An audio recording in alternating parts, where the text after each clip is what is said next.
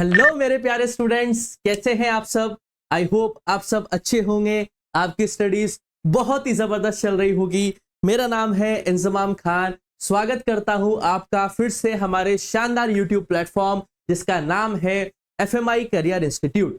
जैसा कि बच्चों आपको पता है कि 9 जून 2025 से हमने प्रारंभ सीरीज को स्टार्ट कर दिया था, जिसमें हमने टारगेट रखा है कि 150 डेज में हम class accountancy subject accountancy, business studies और इकोनॉमिक्स का पूरा सिलेबस कंप्लीट करवाएंगे विद प्रैक्टिस क्वेश्चंस। और आज इस प्रारंभ सीरीज में हम class 11 chapter number 1 business studies nature and purpose of business का लास्ट लेक्चर देखने वाले हैं बेटा। और आज के इस लेक्चर के अंदर हम chapter number 1 nature and purpose of business को पूरी तरीके से कंप्लीट करने की कोशिश करेंगे। देन उसके बाद हम इसे कुछ एक्सपेक्टेड या प्रैक्टिस क्वेश्चंस लेके आएंगे, जिसमें हम क्वेश्चंस के जरिए या केस स्टडीज के जरिए इस पूरे चैप्टर को वापस से रिवाइज करने की कोशिश करेंगे। और बच्चों, अगर अभी तक आपने इस चैप्टर के प्रीवियस लेक्चर्स नहीं देखे हैं, चाहे वो क्लास 11 हो चाहे वो क्लास 12 हो, तो प्लेलिस्ट में जाके आप देख सकते हैं। प्लेलिस्ट में आपको प्रारंभ सीरीज क्लास 11 12 बिजनेस स्टडीज की अलग अलग से प्लेलिस्ट देखने को मिल जाएगी, अकाउंटेंसी की देखने को मिल जाएगी और इकोनॉमिक्स की भी आपको देखने को प्लेलिस्ट मिल जाएगी। तो वहां पे जाके आप अपने प्रीवियस लेक्चर्स को क्या कर सकते हैं बेटा, अच्छी तरीके से रिवाइज कर सकते हैं। आज है हमारा chapter number 1 nature and purpose of business का लेक्चर नंबर 4। और आज के इस लेक्चर में हम इस चैप्टर को पूरा कंप्लीट करने की कोशिश करेंगे। वीडियोस अगर आपको पसंद आ रही है बच्चों, तो वीडियोस को लाइक करो, दोस्तों के साथ शेयर करो और चैनल को सब्सक्राइब करना मत भूलना। बेल आइकन पे जरूर क्लिक करो ताकि आपको वीडियोस के नोटिफिकेशंस टाइम टू टाइम पे मिलते रहे। और जो भी सवाल आपके रहते हैं या कोई भी आपके डाउट रहते हैं, तो आप कमेंट सेक्शन में अपने सवालों को छोड़ सकते हैं। हम जल्दी से जल्दी आपके सवालों के जवाब देने की कोशिश करेंगे। बस आपको अच्छी तरीके से पढ़ना है, नोट्स बनाते हुए चलने हैं बेटा। और यकीन मानिए, इस YouTube channel FMI career institute पे कोई फालतू बातचीत नहीं होती है। यहाँ पे सिर्फ आपको पूरी तरीके से अच्छी तरीके से कंटेंट मिलेगा। आप उसको बस पढ़ें, रिवाइज करें और हमारे साथ साथ पढ़ते हुए चलें। तो बिना किसी देरी के हम फटाफट से स्टार्ट करते हैं क्लास 11 बिजनेस स्टडीज का chapter number 1 nature and purpose of business का लेक्चर नंबर 4। एक बार फटाफट से हम देख लेते हैं कि प्रीवियस 3 लेक्चर्स में हमने क्या क्या चीजें पढ़ ली थी। हमने पढ़ा कॉन्सेप्ट ऑफ बिजनेस, कि आखिर बिजनेस क्या होता है, जिसका मतलब होता है बिजी होना। बिजनेस किसी एक ऐसे ऑक्यूपेशन को दिखाता है जिसे हम रेगुलर बेसिस पर परफॉर्म करते हैं टू अर्निंग प्रॉफिट। अब कुछ बच्चे बोलेंगे सर हमें समझ में नहीं आया, आपने क्या बोला। तो ये मैं प्रीवियस लेक्चर्स में आपको पढ़ा चुका हूं बच्चों। आप प्रीवियस लेक्चर्स को जाके देखें, 100% आपको वो चीजें समझ में आएगी। फिर भी नहीं आती है तो आप अपने सवालों को कमेंट सेक्शन में छोड़ सकते हैं। देन हमने पढ़ा कि कैरेक्टरिस्टिक्स क्या होते हैं बिजनेस एक्टिविटीज के। इकोनॉमिक एक्टिविटी होती है, रेगुलर बेसिस पर किया जाता है, प्रॉफिट अर्न करना मेन ऑब्जेक्टिव होता है। ये चीजें हमने पढ़ी थी। देन हमने पढ़ा फैक्टर्स अफेक्टिंग बिजनेस डिसीजन, कि वो क्या क्या फैक्टर्स हैं जो बिजनेस से रिलेटेड डिसीजन लेते वक्त हमें ध्यान में रखने चाहिए। देन हमने बिजनेस रिस्क को पढ़ा कि बिजनेस के अंदर रिस्क क्या होता है, जिसमें लगातार एक ओनर को लगता है कि कुछ ना कुछ गलत होने की पॉसिबिलिटी रहती है। तो रिस्क एक एसेंशियल पार्ट है बिजनेस का। फिर हमने पढ़ा कि बिजनेस के अंदर जो रिस्क आता है उसके पीछे रीजंस क्या है, उसके पीछे कॉजेस क्या है। तो उसमें हमने नेचुरल कॉजेस देखे, पॉलिटिकल कॉजेस देखे, इकोनॉमिक कॉजेस देखे और अदर कॉजेस के बारे में हमने बातचीत करी। लास्ट लेक्चर में मैंने आपको ऑब्जेक्टिव्स ऑफ बिजनेस बताए थे कि बिजनेस के क्या क्या ऑब्जेक्टिव्स होते हैं, जिसे हमने 3 पार्ट में समझा था। First one is organisational objectives, जिसमें हमने सर्वाइवल, प्रॉफिट और ग्रोथ को समझा। देन हमने पढ़ा था कौन सा बेटा, सोशल ऑब्जेक्टिव्स। देन हमने पढ़ा था लास्ट पर्सनल ऑब्जेक्टिव्स। उसके बाद हमने इन तीनों इकोनॉमिक एक्टिविटीज, जिसे हम बिजनेस कहते हैं, प्रोफेशन कहते हैं या एम्प्लॉयमेंट कहते हैं, ये जो लास्ट में आपको दिख रही है, ये तीनों इकोनॉमिक एक्टिविटीज है। इकोनॉमिक एक्टिविटीज उन एक्टिविटीज को कहा जाता है बच्चों जो प्रॉफिट अर्न करने के ऑब्जेक्टिव की वजह से परफॉर्म करी जाती है। तो ये तीनों की तीनों इकोनॉमिक एक्टिविटीज है। और इन तीनों इकोनॉमिक एक्टिविटीज के बीच में हमने लास्ट लेक्चर में बहुत ही शानदार तरीके से डिफरेंस पढ़ा था। अगर अभी तक आपने लेक्चर नहीं देखे हैं तो मेरी रिक्वेस्ट आपसे ये है कि आप उन लेक्चर्स को फटाफट से जाके देख लें, ताकि आपको कोई दिक्कत ना रहे। अब आज के इस लेक्चर में हम क्या पढ़ने वाले हैं, तो आज के इस लेक्चर में हम इस चैप्टर को एंड की तरफ लेके जाएंगे। और आज हम 2 चीजों के बारे में समझेंगे, इंडस्ट्री और कॉमर्स के बारे में। अगर हम यहां पे बिजनेस लिख देते हैं बेटा कि सर बिजनेस क्या है, अगर मैं यहां पे बिजनेस लिखता हूं बेटा, ठीक है, नहीं दिख रहा है, बहुत ज्यादा ऊपर हो गया, चलिए कोई बात नहीं। देखिए, अगर मैं यहां पे लिख देता हूं बिजनेस, यहां मैं लिख देता हूं बिजनेस, ठीक है, तो बिजनेस को हम क्या समझते हैं बेटा, 2 पार्ट में समझते हैं। एक हम समझेंगे बिजनेस के अंदर इंडस्ट्री कि सर इंडस्ट्री क्या होती है। पहले हम फोकस करेंगे इंडस्ट्री पे कि सर ये इंडस्ट्री क्या होती है। देन हम फोकस करेंगे कॉमर्स पे। अब यहां पे मैं इनके साथ एक हिंट आपको दे देता हूं। कॉमर्स से मतलब है हमारा ट्रेड और इंडस्ट्री से हमारा मतलब है मैन्युफैक्चरिंग। आप समझते हुए चलिए, लिखते हुए चलिए, सारी चीजें आपको यहां पे क्लियर होने वाली है कि ये आखिर चीजें क्या है। ये लास्ट टॉपिक है बेटा हमारे इस चैप्टर का, class 11 chapter number 1 nature and purpose of business का ये हमारा लास्ट टॉपिक है, जिसमें हम बिजनेस की दो एक्टिविटीज, जिसे हम इंडस्ट्री कहते हैं, जिसे हम मैन्युफैक्चरिंग के नाम से भी जानते हैं, ये कॉमर्स जिसे हम ट्रेड के नाम से भी जानते हैं, उसे हम समझने की यहां पे कोशिश करेंगे। इंडस्ट्री क्या होती है? इंडस्ट्री वो हर चीज होती है बेटा जिसके अंदर किसी चीज को या तो प्रोड्यूस किया जा रहा हो या प्रोसेस किया जा रहा हो। फॉर एग्जाम्पल, जब आप कोई रॉ मटेरियल को फिनिश्ड गुड्स में कन्वर्ट करते हैं, किसमें कन्वर्ट करते हैं? किसी रॉ मटेरियल को जब आप फिनिश्ड गुड्स में कन्वर्ट करते हैं, तो रॉ मटेरियल को फिनिश्ड गुड्स में कन्वर्ट करके आपने गुड्स को प्रोड्यूस किया, तो प्रोडक्शन इसके अंदर शामिल है। साथ के साथ जब आपने रॉ मटेरियल को फिनिश्ड गुड्स में कन्वर्ट किया होगा, तो उस प्रोडक्ट के अंदर काफी सारी चीजें ऐड करी होगी, प्रोसेस किया होगा, तो उसके अंदर प्रोसेस भी शामिल है। तो जब हम रॉ मटेरियल को फिनिश्ड गुड्स में कन्वर्ट करते हैं, जिसके अंदर प्रोडक्शन और प्रोसेसिंग शामिल होती है, वो किसका पार्ट होता है बेटा? इंडस्ट्री का। फॉर एग्जाम्पल हम ले लेते हैं शुगर केन। रॉ मटेरियल क्या है बेटा? Sugar cane. अब शुगर केन से हमने क्या बना दिया बेटा? फिनिश्ड गुड्स, जैगरी बना दिया। जैगरी क्या होता है बेटा? गुड़ बनाया है। गुड़ हम खाते हैं ना सर्दियों में, जिसकी तासीर गर्म होती है, उस गुड़ की मैं बात कर रहा हूं। तो शुगर केन क्या था? Raw material. और इससे क्या प्रोड्यूस किया? जैगरी। लेकिन बीच में शुगर केन से जैगरी बनने के बीच में काफी सारी चीजें प्रोसेस हुई होगी। शुगर केन से अकेले जैगरी तो नहीं बना होगा, और भी काफी सारे प्रोडक्ट्स या और भी काफी सारी चीजें, इंग्रेडिएंट्स जो है हमें इसके अंदर पुट करने पड़े होंगे, तो वो चीजें क्या हुई? प्रोसेस हुई। तो शुगर केन से जैगरी बनने की चीज क्या कहलाती है? प्रोडक्शन कहलाती है। और इसके बीच में जो हमने काफी सारे इंग्रेडिएंट्स मिलाए, वो क्या कहलाते हैं? प्रोसेसिंग कहलाते हैं। तो वो किसका पार्ट कहलाएंगे बेटा? इंडस्ट्री का पार्ट कहलाएंगे।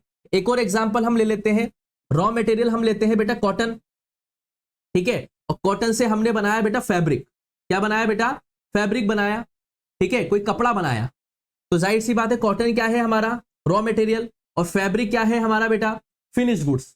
तो प्रोडक्शन तो हो रहा है, कॉटन से क्या बनाया हमने? फैब्रिक बनाया। और साथ के साथ फैब्रिक बनाने के लिए काफी सारी चीजें प्रोसेस भी करी होगी, तो प्रोसेसिंग भी इसके अंदर शामिल है। तो याद रखना, इंडस्ट्री के अंदर प्रोडक्शन और प्रोसेसिंग क्या होता है बेटा? दोनों की दोनों चीजें आती है। यह आपको बहुत अच्छी तरीके से समझना है कि इंडस्ट्री के अंदर आपको प्रोडक्शन और प्रोसेसिंग, यानी कि प्रोडक्शन और प्रोसेसिंग दोनों देखने को मिलेगी। जब हम रॉ मटेरियल से कोई फिनिश गुड्स बनाते हैं, तो ये हो गया प्रोडक्शन, और इसके बीच में जब हम बहुत सारी चीजें, इंग्रेडिएंट ऐड करते हैं उस फाइनल प्रोडक्ट को बनाने के लिए, उसे हम कहते हैं प्रोसेसिंग। तो जब जब कोई रॉ मटेरियल से फिनिश गुड्स को बनाया जाता है, उसे हम किस कैटेगरी के अंदर डालेंगे बेटा? इंडस्ट्री के अंदर डालेंगे, क्योंकि यहां पे हम क्या कर रहे हैं? किसी चीज को मैन्युफैक्चर करने की कोशिश कर रहे हैं। यहां तक क्लियर है बेटा आप लोगों को? पक्का? ठीक है, यहां से चीजें क्लियर हो गई बेटा? आई होप आपको समझ में आया होगा। एक बार फिर समझा देता हूं। बिजनेस को हम दो तरीके से समझते हैं, एक होती है आपकी इंडस्ट्री और एक होता है आपका कॉमर्स, जिसे हम ट्रेड के नाम से भी जानते हैं। इंडस्ट्री के अंदर प्रोडक्शन और प्रोसेसिंग दोनों इंक्लूड होती है। जब रॉ मटेरियल से हमने फिनिश्ड गुड्स को बनाया, तो ये हुआ प्रोडक्शन। लेकिन जब हम रॉ मटेरियल से कोई फिनिश्ड गुड बना रहे हैं, तो फिनिश्ड गुड बनने से पहले उसके अंदर काफी सारी चीजें ऐड करी गई होगी, तो उसको प्रोसेस किया गया है, तो प्रोसेसिंग भी इसके अंदर शामिल है। फॉर एग्जाम्पल, शुगर केन से हमने बनाया जैगरी, कॉटन से हमने बनाया क्या बेटा? फैब्रिक, और आयरन ओर से हमने क्या बनाया? स्टील। ये भी आप एग्जाम्पल लिख सकते हैं बेटा कि आयरन ओर, ठीक है, आयरन ओर से हमने क्या बनाया बेटा? स्टील बनाया। तो ये भी एक एग्जाम्पल है किसका बेटा? इंडस्ट्री का। क्लियर? यहां पे मैन्युफैक्चरिंग शामिल होती है, इसे हम प्रोडक्शन कहते हैं, और इसके अंदर प्रोसेसिंग भी इंक्लूड होती है। आई होप आपको ये चीजें समझ में आ गई होगी। देन उसके बाद अब हम बात करते हैं कॉमर्स की, कि सर ये कॉमर्स क्या है? अब कॉमर्स के अंदर होती है ट्रेडिंग, तो इसके अंदर आपको मेन चीज फोकस करनी है एक्सचेंज के ऊपर। किसके ऊपर फोकस करनी है बेटा? एक्सचेंज के ऊपर। यहां पे कॉमर्स के अंदर किसी गुड्स का प्रोडक्शन नहीं होता है, यहां पे एक से सामान लिया और दूसरे को सामान सेल कर दिया। कॉमर्स के अंदर मैं सबसे बेस्ट एग्जांपल बार बार देता हूं बेटा, कि आप सभी ने कभी ना कभी तारक मेहता का उल्टा चश्मा देखा होगा, जिसके अंदर एक मेन कैरेक्टर है जेठालाल गड़ा, जिनकी एक इलेक्ट्रॉनिक्स की शॉप है, गड़ा इलेक्ट्रॉनिक्स। अब आपने देखा है कि वो टीवी भी वहां पे सेल करते हैं, फ्रिज भी वहां पे सेल करते हैं, मोबाइल फोन्स भी वहां पे वो सेल करते हैं, और भी बहुत सारी चीजें इलेक्ट्रॉनिक्स के आइटम वो सेल करते हैं। क्या आपने कभी उनको सुना ऐसा सीरियल के अंदर कि वो प्रोड्यूस कर रहे हैं, किसी चीज को बना रहे हैं? नहीं, वो किसी पर्टिकुलर कंपनी से बल्क में माल को परचेस करते हैं और फिर उस माल को क्या करते हैं, वो अपना प्रॉफिट ऐड करके कस्टमर को सेल कर देते हैं। यानी कि मैं ऐसे इमेजिन कीजिए कि अपने आप को ऐसे जेठालाल गड़ा इमेजिन कीजिए, हमने किसी दूसरी एक्स कंपनी से कोई गुड्स परचेस किया और उसके अंदर अपना प्रॉफिट मार्जिन ऐड करके हमने किसी दूसरे पर्सन को उसको सेल कर दिया। तो ये क्या कॉन्सेप्ट होता है बेटा? एक्सचेंज का कॉन्सेप्ट होता है। कॉमर्स का मतलब क्या होता है? Buying and selling of goods. इसमें प्रोडक्शन नहीं होता है। कॉमर्स जो हम यहाँ पे पढ़ रहे हैं, इसके अंदर आपको प्रोडक्शन देखने को नहीं मिलेगा। यहाँ पे सिर्फ खरीदना बेचना आपको देखने को मिलेगा। किसी एक पर्टिकुलर पर्सन से कोई सामान खरीदा और अपना प्रॉफिट मार्जिन ऐड करके किसी दूसरे पर्टिकुलर पर्सन को हमने वो सामान सेल कर दिया। तो buying and selling of goods वाला जो प्रोसेस होता है बेटा, वो हमें किसके अंदर देखने को मिलता है बेटा? कॉमर्स के अंदर देखने को मिलता है। और यहां पे आपको प्रोडक्शन और प्रोसेसिंग देखने को नहीं मिलेगी। तो इंडस्ट्री और कॉमर्स में यही डिफरेंस होता है। यहां पे प्रोडक्शन और प्रोसेसिंग इंक्लूड होती है, लेकिन यहां पे प्रोडक्शन प्रोसेसिंग इंक्लूड नहीं होती है। यहां पे किसी ए से माल खरीद के हम किसी बी को सेल कर देते हैं। फॉर एग्जाम्पल ये मान के चलिए कि यहां पे है हमारे जेठालाल गड़ा, ठीक है। जेठालाल गड़ा ने ए पर्सन से क्या किया? टीवी परचेस करी, और जेठालाल गड़ा ने उसे किसे सेल कर दिया बेटा? बी को सेल कर दिया, अपना प्रॉफिट ऐड करके, तो ये क्या हुआ? एक्सचेंज हुआ। ए से लिया जेठालाल गड़ा ने और अपना प्रॉफिट ऐड करके बी को सेल कर दिया किसी कस्टमर को या किसी क्लाइंट को। तो अपना प्रॉफिट ऐड करके उसने सेल कर दिया। तो यहां पे क्या हुआ? गुड्स का एक्सचेंज हुआ। ना ही यहां पे प्रोडक्शन हुआ, ना ही यहां पे प्रोसेसिंग हुई। ए से माल खरीदा जेठालाल ने, और जेठालाल ने वो माल प्रॉफिट मार्जिन ऐड करके किसको सेल कर दिया? बी को सेल कर दिया। तो ये क्या कहलाता है बेटा? Exchange of goods and services, या हम इसे क्या कह सकते हैं? Buying of goods. तो जहां पे याद रखना बेटा, buying and selling of goods होती है जहां पे एक तरफ खरीदने वाला होता है यानी कि बायर होता है, और जहां पे दूसरी तरफ कौन होता है बेटा? सेलर होता है। उसे हम क्या कहते हैं बेटा? ट्रेड कहते हैं या कॉमर्स कहते हैं। क्लियर है बेटा? यहां तक चीजें आपको याद ही जाएगी। ये पूरा सिनारियो आपको क्लियर है कि इंडस्ट्री और कॉमर्स के बीच में क्या डिफरेंस होता है। अब आगे हम समझेंगे कि इंडस्ट्रीज को भी हम 3 पार्ट्स में डिवाइड करते हैं और कॉमर्स को भी हम 2 पार्ट्स में डिवाइड करते हैं। इसको अभी मैं आगे समझाऊंगा आपको। पहले आप ये बताइए कि यहां तक अगर आपको कोई डाउट हो तो आप कमेंट सेक्शन में अपने सवालों को क्या करो बेटा? छोड़ दो। ठीक है, अब हमें समझना है कि इंडस्ट्री और कॉमर्स के बीच में जो इसका फर्दर बाइफर्केशन है वो क्या है, यानी कि इसका फर्दर आगे क्या सिनारियो है, ये कैसे कैसे आगे डिवाइड हो रहा है।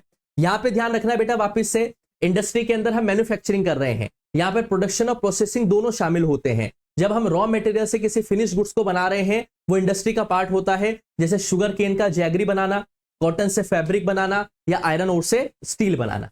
वहीं पर अगर हम कॉमर्स की बात करें तो कॉमर्स में हम मेन फोकस किस पे करते हैं? एक्सचेंज पे फोकस करते हैं। यहां पे काम होता है buying and selling of goods का। एक तरफ होता है बायर जो खरीदना चाहता है और एक तरफ होता है सेलर जो गुड्स को सेल करना चाहता है। उस कॉन्सेप्ट को हम कहते हैं कॉमर्स। यहां पे प्रोडक्शन और प्रोसेसिंग आपको देखने को नहीं मिलेगा।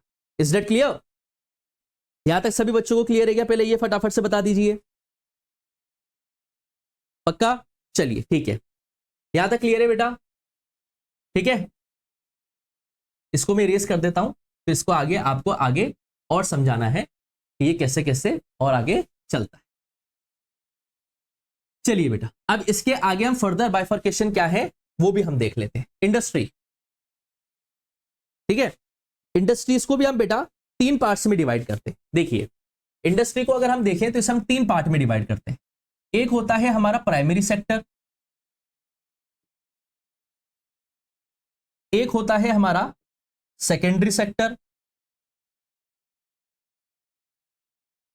और एक होता है हमारा टर्शरी सेक्टर।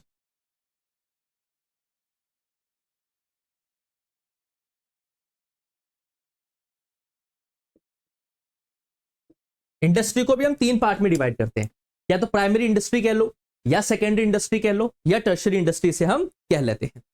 प्राइमरी सेक्टर क्या होता है? जब हम नेचुरल रिसोर्सेस का इस्तेमाल करके कोई आउटपुट निकालते हैं वो हम प्राइमरी इंडस्ट्री का पार्ट मानते हैं। जैसे एग्रीकल्चर वाला कॉन्सेप्ट, लैंड के ऊपर हम कल्टीवेशन कर रहे हैं और लैंड के ऊपर क्या पाई जाती है? सॉइल पाई जाती है। तो जाहिर सी बात है, लैंड के ऊपर या सॉइल के ऊपर हम कोई कल्टीवेशन कर रहे हैं, जैसे शुगर केन की फार्मिंग करना या कॉटन की फार्मिंग करना, तो वो क्या चीज कहलाती है बेटा, प्राइमरी सेक्टर का पार्ट होती है। प्राइमरी सेक्टर का मतलब हर वो चीज जो हम नेचुरल रिसोर्सेज का इस्तेमाल करके आउटपुट निकाल रहे हैं, वो किसका पार्ट होती है बेटा, प्राइमरी सेक्टर का पार्ट होती है। अब प्राइमरी सेक्टर में भी दो चीज आती है बेटा, एक आता है आपका एक्सट्रैक्शन और एक आती है आपकी जेनेटिक। ठीक है, तो इसमें समझिए बेटा, एक इसके अंदर आता है आपका एक्सट्रैक्शन। एक्सट्रैक्शन का मतलब क्या होता है, एक्सट्रैक्शन का मतलब होता है माइनिंग या फिर फार्मिंग। समझिए बेटा से, माइनिंग क्या होता है बेटा, देखिए मिनरल्स हमें पाए जाते हैं जमीन के अंदर। अब मिनरल्स हमने बनाए नहीं बेटा, वो नेचुरल रिसोर्स है, प्रकृति ने बनाए हैं। डिकम्पोजिशन की वजह से, जमीन के ऊपर प्रेशर पड़ने की वजह से, काफी लंबे समय तक दबाव बढ़ने की वजह से जमीन के अंदर क्या बनते हैं बेटा, मिनरल्स बनते हैं। मिनरल्स बनने का जो प्रोसीजर होता है उसमें मिलियन ऑफ ईयर्स लगते हैं, इसलिए मिनरल जो होते हैं वो एक तरीके से फाइनाइट रिसोर्सेस होते हैं, बनते दोबारा है लेकिन उसमें मिलियन ऑफ ईयर्स लग जाते हैं। तो मिनरल्स हमें मिलते हैं जमीन के अंदर, तो जाहिर सी बात हम क्या करते हैं, जमीन के अंदर एक्सट्रैक्ट करते हैं, गड्ढा खोदते हैं, माइनिंग करते हैं, क्वेरिंग करते हैं, डिगिंग करते हैं, और फिर उस नेचुरल रिसोर्स को हम क्या करते हैं बेटा, बाहर निकाल के लेके आते हैं और उससे कोई फिनिश गुड्स में उसे हम कन्वर्ट करते हैं। वो पार्ट होता है एक्सट्रैक्शन का ही, यानी माइनिंग। फार्मिंग भी किसका पार्ट है, एक्सट्रैक्शन का ही पार्ट है। जाहिर सी बात है, हम जमीन के अंदर या लैंड के ऊपर या सॉइल के ऊपर क्या करते हैं बेटा, कल्टीवेशन करते हैं और कोई एक प्रोडक्ट बाहर निकाल के लेके आते हैं, तो वो भी प्राइमरी सेक्टर का ही पार्ट है। क्योंकि माइनिंग और फार्मिंग जो है बेटा, दोनों ही किसके ऊपर डिपेंडेंट है, नेचुरल रिसोर्सेज के ऊपर डिपेंडेंट है। तो प्राइमरी सेक्टर याद रखना बेटा, वो सेक्टर होता है जो पूरी तरीके से किसके ऊपर डिपेंडेंट है बेटा, नेचुरल रिसोर्स के ऊपर डिपेंडेंट। क्लियर। और इसी के अंदर एक चीज आती है बेटा, जेनेटिक। क्या आती है बेटा, जेनेटिक। जेनेटिक का मतलब क्या होता है बेटा, जेनेटिक का मतलब होता है breeding of plants and animals, breeding करवाना प्लांट्स एंड एनिमल्स के बीच में। जैसे पोल्ट्री फार्म आपने देखा होगा बेटा, हाँ या ना, breeding of plants and animals. यहां पे इसका बेस्ट एग्जांपल हो सकता है बेटा क्या, पोल्ट्री फार्म वगैरह। ठीक है, पोल्ट्री फार्म। क्लियर बेटा। तो इंडस्ट्री में हम पहले किसकी बात कर रहे हैं, प्राइमरी सेक्टर की। प्राइमरी सेक्टर वो सेक्टर होता है जहां पे हम नेचुरल रिसोर्सेज के ऊपर डिपेंड होते हैं। प्राइमरी सेक्टर को भी फर्दर दो पार्ट्स में डिवाइड किया गया है। First one is extraction and the second one is genetic. Extraction का मतलब क्या होता है, जब हम जमीन से कुछ निकाल रहे हैं, जैसे माइनिंग में हम मिनरल्स को बाहर निकालते हैं और फिर कोई आउटपुट बनाते हैं, वैसे फार्मिंग में हम सॉइल के ऊपर क्या करते हैं, शुगर केन या कॉटन या फर्दर किसी क्रॉप की फार्मिंग कर रहे हैं, तो नेचुरल रिसोर्सेज का इस्तेमाल करके हम क्या कर रहे हैं, एक्सट्रैक्ट कर रहे हैं। प्राइमरी सेक्टर का पार्ट है। वहीं पर हम जेनेटिक बोल रहे हैं, तो breeding of plants and animals. जैसे पोल्ट्री फार्म, पोल्ट्री फार्म में हमें क्या चाहिए होता है, 1 से 2 बने, 2 से 3 बने, तो वहां पे आपको ये चीज देखने को मिलेगी। So this is the primary sector. I hope आपको ये चीज समझ में आई होगी। क्लियर है बेटा। वहीं पर अब हम सेकेंडरी सेक्टर की बात करें, तो सेकेंडरी सेक्टर में क्या होता है, सेकेंडरी सेक्टर में होता है बेटा मैन्युफैक्चरिंग। क्या होती है बेटा, मैन्युफैक्चरिंग। देखो बेटा, प्राइमरी सेक्टर से आप लोगे रॉ मटेरियल। फॉर एग्जांपल, अगर आप जैगरी का प्रोडक्शन कर रहे हैं, किसका प्रोडक्शन कर रहे हैं, जैगरी, तो उसके लिए रॉ मटेरियल क्या चाहिए, शुगर केन। वो हमें कहां से मिलेगा, प्राइमरी सेक्टर से।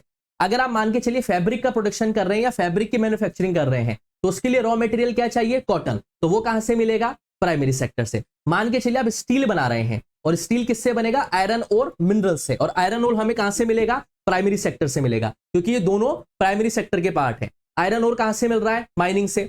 शुगर केन कहां से मिल रहा है, फार्मिंग से। कॉटन कहां से मिल रही है, फार्मिंग से। तो सेकेंडरी सेक्टर के अंदर क्या पार्ट होता है बेटा, यहाँ पे मैन्युफैक्चर किया जाता है। यहां से आता है रॉ मटेरियल प्राइमरी सेक्टर से, और सेकेंडरी सेक्टर में हम क्या करते हैं, उस रॉ मटेरियल से फिनिश्ड गुड्स को बनाने में काम करते हैं। यानी कि यहाँ पे रॉ मटेरियल को फिनिश्ड गुड्स में कन्वर्ट करने के लिए प्रोसेसिंग करी जाती है। क्या करी जाती है बेटा, यहाँ पे प्रोसेसिंग करी जाती है। याद रखना बेटा, सेकेंडरी सेक्टर को माल कहां से मिलेगा, रॉ मटेरियल कहां से मिलेगा, प्राइमरी सेक्टर से मिलेगा। तो प्राइमरी सेक्टर से आता है रॉ मटेरियल, और फिर सेकेंडरी सेक्टर के अंदर मैन्युफैक्चरिंग के जरिए उस गुड्स को क्या किया जाता है, प्रोसेस किया जाता है। यहां पे आपको कंस्ट्रक्शन एक्टिविटीज भी देखने को मिलेगी। क्या देखने को मिलेगी बच्चों, कंस्ट्रक्शन एक्टिविटीज भी देखने को मिलेगी, जैसे रोड्स वगैरह बनवाना, डैम्स वगैरह बनवाना, ब्रिजेस वगैरह बनवाना, वो भी सेकेंडरी सेक्टर का ही पार्ट होता है। आई होप आपको ये चीजें समझ में आ रही हो। क्लियर बेटा। अब इंडस्ट्री के अंदर देखिए, प्राइमरी सेक्टर को 2 पार्ट में फर्दर डिवाइड किया है, एक्सट्रैक्शन और जेनेटिक। नेचुरल रिसोर्सेज के ऊपर डिपेंड होता है। रॉ मटेरियल हमें मिलेंगे प्राइमरी सेक्टर से, वो रॉ मटेरियल कहां गए, सेकेंडरी सेक्टर में। सेकेंडरी सेक्टर में उन रॉ मटेरियल को प्रोसेस करके हमने क्या किया, फाइनल गुड्स बनाया। अब जाहिर सी बात है, कोई फाइनल गुड यहां पे बना है। आप कभी शर्ट खरीदने के लिए फैक्ट्री में गए हो क्या, कभी जैगरी का खरीदने के लिए आप कहां पे, फैक्ट्री पे गए हो क्या, नहीं बेटा। आप या तो होलसेलर के पास जाते हैं या रिटेलर के पास जाते हैं। तो फैक्ट्री से होलसेलर और रिटेलर के पास माल पहुंचा कैसे, वो पहुंचा बेटा किसकी वजह से, टर्शरी सेक्टर की वजह से, क्योंकि यहां पे आ जाता है बेटा आपका ट्रांसपोर्टेशन, कम्युनिकेशन, बैंकिंग, ये सारी एक्टिविटीज, जितनी भी सर्विस एक्टिविटीज हैं वो सारी की सारी आपको यहां पे देखने को मिलेगी। याद रखना, टर्शरी सेक्टर में किसी भी चीज का प्रोडक्शन नहीं होता है। इस सेक्टर को हम सर्विस सेक्टर के नाम से भी जानते, ठीक है। तो टर्शरी सेक्टर को हम सर्विस सेक्टर भी कहते हैं, ये बात दिमाग में बिठा लो बेटा। तो तीनों सेक्टर आपस में जुड़े हुए हैं। इंडस्ट्री के जो तीनों सेक्टर हैं, चाहे वो प्राइमरी हो, सेकेंडरी हो, टर्शरी हो, तीनों आपस में जुड़े हुए हैं। कैसे?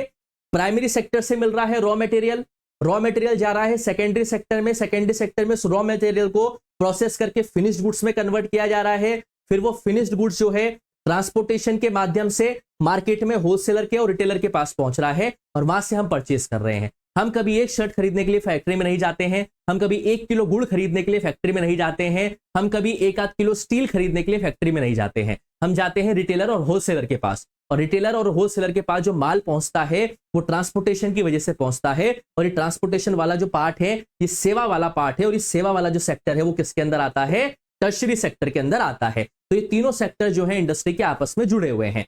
वापस से समझा देता हूं, रॉ मटेरियल मिलेगा आपको प्राइमरी सेक्टर से, वो रॉ मटेरियल पहुंचा कहां पे? सेकेंडरी सेक्टर में, जिसे हमने क्या किया? प्रोसेस किया, प्रोसेस करके उसे फिनिश गुड्स में कन्वर्ट किया। देन फिर वो जाएगा ट्रांसपोर्टेशन की वजह से मार्केट में पहुंचेगा, और मार्केट में पहुंचने के बाद हम उसे परचेस करेंगे। तो टर्शरी सेक्टर के अंदर किसी भी गुड्स का प्रोडक्शन नहीं किया जाता है, इसके अंदर सिर्फ और सिर्फ सेवा दी जाती है। Communication, banking, police station, railway station, ATM, internet वगैरह, वो सारी की सारी चीजें किसका पार्ट है बेटा?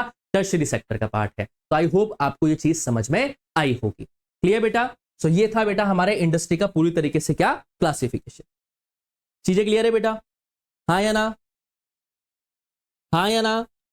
कोई भी डाउट हो बेटा इसके अंदर तो कमेंट सेक्शन में जरूर सवाल छोड़ देना कि सर ये चीज समझ में नहीं आ रही है या वो चीज समझ में नहीं आ रही है। इसमें कोई भी डाउट हो तो बिंदास आप क्या करना बेटा? सवाल कमेंट सेक्शन में छोड़ देना। चलिए अब हम आगे देखते हैं कॉमर्स को। कॉमर्स को भी हम 2 पार्ट में डिवाइड करते हैं। एक तो होता है आपका ट्रेड और एक होता है आपका ऑक्सिलरीज टू ट्रेड।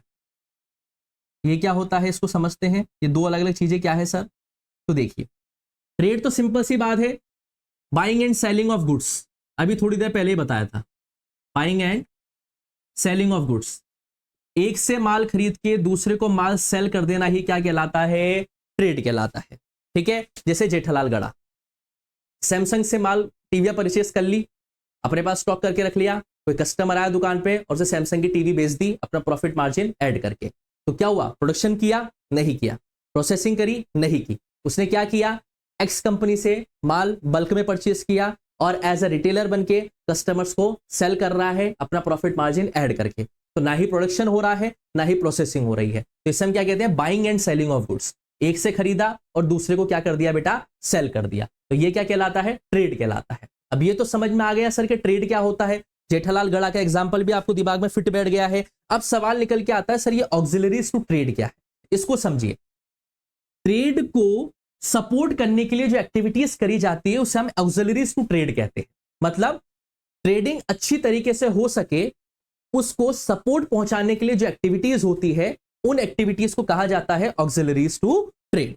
बात समझ में आ रही है नहीं आ रही है बेटा? सिंपल सी बात है, इतना ध्यान रखना है बेटा। Buying and selling of goods के प्रोसेस को अच्छी तरीके से वो स्मूथली रन कर पाए, तो उसके स्मूथली रन करने के लिए जो भी एक्टिविटीज परफॉर्म करी जाती है वो एक्टिविटीज किसका पार्ट होती है बेटा? ऑक्सिलरीज टू ट्रेड का। फॉर एग्जाम्पल अगर मैं यहां पे आपको समझाना चाहूं तो बैंकिंग और फाइनेंस, यहां पे हम समझे तो क्या? बैंकिंग और फाइनेंस। बैंकिंग और फाइनेंस एक्टिविटी जो होती है बेटा वो ट्रेड को सक्सेसफुली क्या करती है बेटा? रन कर पाती है।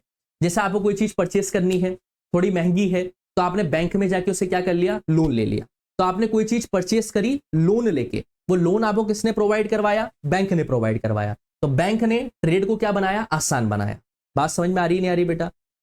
मेजरली जो बिजनेसमैन होते हैं बेटा वो अपनी जेब का पैसा खर्च नहीं करते हैं, वो मार्केट से पैसा उठा के लेके आते हैं या बैंक से लोन लेके क्या करते हैं बेटा? वो ट्रेडिंग को सक्सेसफुली रन कर पाते हैं। तो बैंक क्रेडिट फैसिलिटी प्रोवाइड करवाता है, ओवरड्राफ्ट फैसिलिटी प्रोवाइड करवाता है, चेक की फैसिलिटी प्रोवाइड करवाता है, ताकि एक बिजनेस ओनर ये buying and selling of goods के प्रोसेस को स्मूथली रन कर पाए, उसे कोई दिक्कत ना आए। तो बैंकिंग फैसिलिटी एक बिजनेस ओनर को buying and selling of goods वाला जो प्रोसेस है इसको स्मूथली रन करने में मदद करती है बैंकिंग और फाइनेंस की फैसिलिटी। इसलिए हम क्या कह रहे हैं, ऑक्सिलरीज टू ट्रेड के अंदर वो एक्टिविटीज आती है जो इस प्रोसेस को, buying and selling of goods के प्रोसेस को स्मूथली रन करने में मदद करती है। उन एक्टिविटीज को हम क्या कहते हैं, ऑक्सिलरीज टू ट्रेड कहते हैं। आई होप आपको ये चीज समझ में आई होगी। और क्या क्या चीजें हैं जो ट्रेडिंग को अच्छी तरीके से स्मूथली रन करवाती है, तो ट्रांसपोर्टेशन एंड कम्युनिकेशन। सोचो बेटा, ट्रांसपोर्टेशन नहीं होता और कम्युनिकेशन नहीं होता तो ये buying and selling of goods का प्रोसेस कितना डिफिकल्ट हो जाता। आप एक बार इमेजिन करके देखिए बेटा,